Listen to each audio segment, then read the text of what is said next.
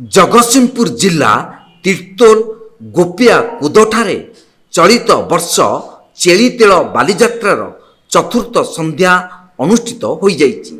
तीर्तोल विधायक डॉक्टर रमाकांत भोईଙ୍କ सभापतित्व रे आयोजित कार्यक्रम रे मुख्य अतिथि भावे पूर्वतन मंत्री संजय दासवर्मा, पूर्वतन विधायक प्रशांत कुमार मुदुली, जिला परिषद अध्यक्ष मनोज कुमार भोई, महिला बीजेडी संपादिका लोरा महापात्र प्रमुख बहु विशिष्ट व्यक्ति माने जोगदे ऐतिहासिक चेलीतोल बालीजात्रा दीर्घ 23 वर्ष रे पदार्पण करितिबा सहित नौ वाणिज्य परंपरा को उज्जीवित करने सह स्मृति को मने रखिबा पई एही बालीजात्रा आयोजन करा जाउथिबार अतिथि माने कहिसेंती। पर विभिन्न कला अनुष्ठान पक्षरु विभिन्न सांस्कृतिक कार्यक्रम अनुष्ठित करा जायतिला। मु आज अभिभूत 23 वर्ष धरी चेलीतोल बालीजात्रा माँ शारदांकर आशीर्वाद अत्यंत उत्साह सहित पालन हो आसुचे।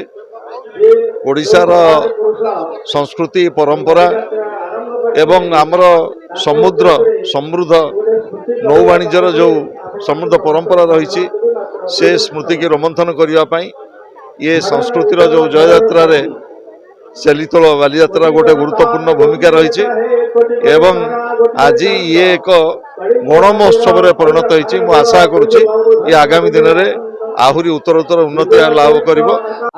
तीर्तोल महानदी कूल गोपिया कुद उपरे जो चेलीतोल बालीजात्रा आज तृतीय दिवस 2024 मसीहा अनेक घात प्रतिघात भितर माँ शारदा आशीर्वाद रे ये वर्षक पर वर्ष आहुरी बरियान हो चली सुंदर साजसज्जा भितर हजार हजार लोक मान गहन रे यार महिमा यार गौरव आहुरी बढ़ी बढ़ी चली।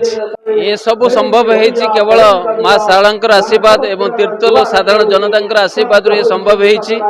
समस्त तीर्तोल साधारण जनता सहयोग अच्छी एवं आम कमिटीर मेंबर माने सब दिन राति परिश्रम करुछंती एवं यह साफल्य मंडित करने चेष्टा करुछंती। तेणु एथर बालीजात्रा समथिंग डिफरेंट है। आपण मैंने देखी 7टा साधव पुओ 7टा साधव बहु एवं एथरक आम यात्रार आयोजन करिछु। कलिंग गणनाट्य आसी एवं कल्चरल इवेंट कराके बहुत अट्राक्टिव करिछु 7 दिन जाक। तेणु समस्त सहयोग एवं मीडिया बंधु मान सहयोग एवं समस्त सहयोग रे ए चेलीतोल बालीजात्रा निश्चित सक्सेस हेबो एवं बहुत बड़ आकार हो। जगतसिंहपुर रीता साहू को रिपोर्ट तीर्थक्षेत्र लाइव।